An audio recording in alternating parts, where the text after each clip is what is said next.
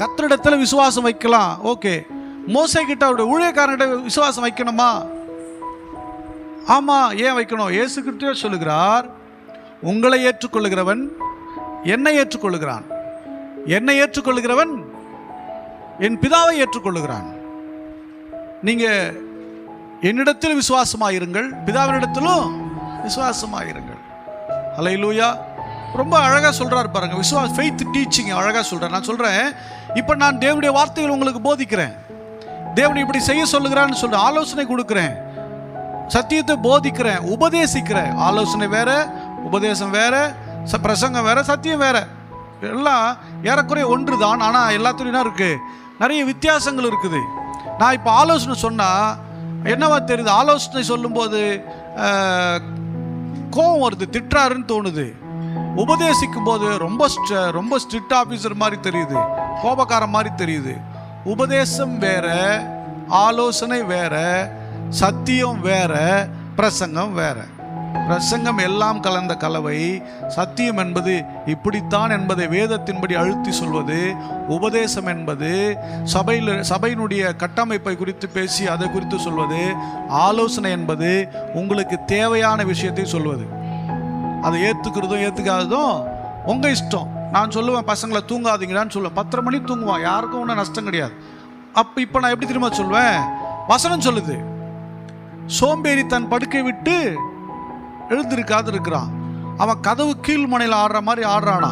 எங்க? படுக்கட்டில்ல.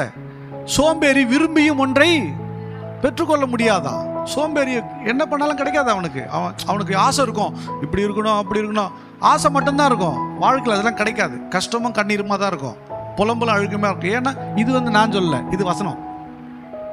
ஏற்கனவே ரொம்ப நேரம் தூங்கக்கூடாதுன்னு சொல்றது ஆலோசனை. இப்போ நான் வசனம் எடுத்து சொல்றேன் தெரியுமா? இது என்னது? சத்தியம். இது ரெண்டு வித்தியாசம் இருக்குல்ல. அப்போது நீங்கள் இப்போ நாங்கள் இங்கேருந்து பேசும்போது எங்களுக்கு ஒன்றும் இல்லைங்க, நீங்கள் எப்படி வேணால் வாழலாம், எப்படி வேணால் இருக்கலாம், நீங்கள் என்ன வேணால் செய்யலாம், அது எங்களுக்கு அவசியம் இல்லை, நத்திங். எங்களுக்கு அது தேவையே இல்லாதது. ஆனால் இவை எல்லாவற்றையும் சொல்ல வேண்டிய கடமை எங்கள் மேல் இருக்குது, எங்கள் தலைமையில் இருக்குது. ஹல்லேலூயா. அப்போ நீங்கள் போதகனை விசுவாசித்தீர்களே, ஆனால் போதகன் சொல்லுவதை நீங்கள் விசுவாசிப்பீங்கன்னா நீங்கள் கர்த்தரை விசுவாசித்ததாக எடுத்துக்கொள்ளப்படும். ஹல்லேலூயா. போதகன் சொல்லுகிறதை நீங்கள் விசுவாசியாத போது நீங்கள் கர்த்தரை விசுவாசிக்கலைங்கிற நிலைக்கு வந்துடும். இப்போ புரியுதுன்னு நினைக்கிறேன். புரிஞ்சவங்களா ஒரு இல்லையா சொல்லுங்க. அப்போ புரியலன்னா எனக்கு ஒன்றும் கட்டாயம் கிடையாது, இதுக்கு மேலேனா புரிய வைக்க முடியாது. ஹல்லேலூயா. இன்னைக்கு இங்கே எனக்கு வளைந்திருக்கவோ என்னை பிரியப்படுத்துறதுக்கோ நீங்கள் அவசியம் இல்லை. நீங்கள் யாரை பிரியப்படுத்த நாங்கள் கற்றுக் கொடுக்கணும்? தேவனை பிரியப்படுத்த, தேவனை மகிமைப்படுத்த, தேவனை உயர்த்த நான் கற்றுக் கொடுக்குறேன். ஹல்லேலூயா. அப்போ நீங்கள் நான் சொல்லுகிறத நீங்கள் விசுவாசித்தால்தான் நீங்கள் தேவனை விசுவாசித்து தான் எடுத்துக்கொள்ளப்பட முடியும். ஹல்லேலூயா. இஸ்ரேல் மக்களுக்கு நியாயப்பிரமாணத்தை கர்த்தர் கொடுத்தாரா, மோசே கொடுத்தானா? கர்த்தர் கொடுத்தார். ஆனால் இவங்க யார் கொடுத்தாருன்னு சொல்லிட்டு இருக்காங்க? மோசே எங்களுக்கு நியாயப்பிரமாணத்தை கொடுத்தார். மோசே நியாயப்பிரமாணத்தை கொடுத்தது சரியா, இல்லை கர்த்தர் கொடுத்தாருன்னு சொல்றது சரியா? ரெண்டுமே கரெக்டு தான். மோசே கொடுத்தாருன்னு ஏற்றுக்கிட்டாதான், மோசே கொடுத்தது ஏற்றுக்கிட்டாதான் அது கர்த்தர் கொடுத்தாருன்னு ஏற்றுக்கிட்டு அர்த்தம். நீங்கள் இடையில டைரக்டாக போய் எங்களுக்கு கர்த்தர் இருக்கிறாரு, ஊழியக்காரன் சொல்கிறத கேட்க வேண்டிய அவசியம் எனக்கு இல்லைன்னு சொன்னால் அது செல்லுபடி ஆகாது. அது என்ன பண்ணாது? செல்லுபடியாக நடக்கலாம். பட்டு ஆண்டவர் எதுக்கு நீதி நியாயத்தில் எதுக்கு வச்சிருக்காரு?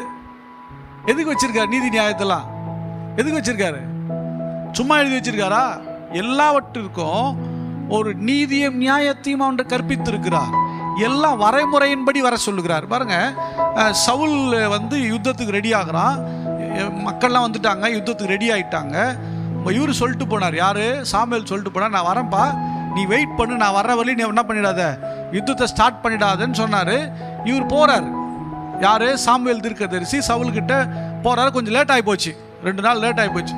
போனவன்னு பார்த்தீங்கன்னா இவன் பார்க்குறான், மக்கள்லாம் கொஞ்சம் மழை வேறு கொஞ்சம் பெஞ்சிட்டே இருக்குது, கொஞ்சம் அப்படியே மக்கள் என்ன பண்ண கொஞ்சம் கலையிறாங்க, யுத்தத்துக்கு அந்த பக்கம் வந்துட்டாங்க.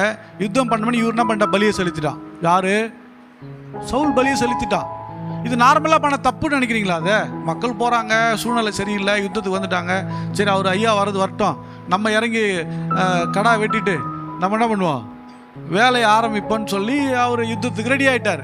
அது நார்மலாக பார்க்கும்போது தப்பு இல்லை, ஆனால் வேதத்தின்படி பார்க்கும்போது தப்பு. அவர் சொல்கிறாரு, நான் வரத்துக்கு நீ எப்படி பண்ண? உடனே அன்றைக்கே சவுல் சீட்டை கிழிச்சிட்டாரு. யாரு? அப்போ என்ன நடக்குது? என்ன அப்படின்னா, எல்லாவற்றையும் தேவன் ஒழுங்குக்கிரமாகத்தான் செஞ்சிருக்கிறாரு. ஹல்லேலூயா. அப்போ தேவனிடத்தில் விசுவாசமாக இருக்க வேண்டும் என்று, தேவனிடத்தில் விசுவாசமாக இருக்கிறதை நீங்கள் விளங்க பண்ணணும்னு சொன்னால், இங்கே போதகன் சொல்லுகிறதை விசுவாசிக்க வேண்டும். இதை நீங்கள் விசுவாசிக்க ஆரம்பிக்கும் போது நீங்கள் தேவனை விசுவாசித்ததாக எடுத்துக்கொள்ளப்படுகிறது.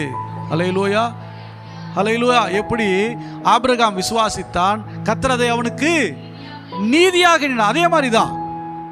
அப்போ நீங்கள் உங்களுடைய ஊழியக்காரனிடத்தில் விசுவாசம் வைத்திருக்க வேண்டும் என்று வேதம் சொல்லுகிறது.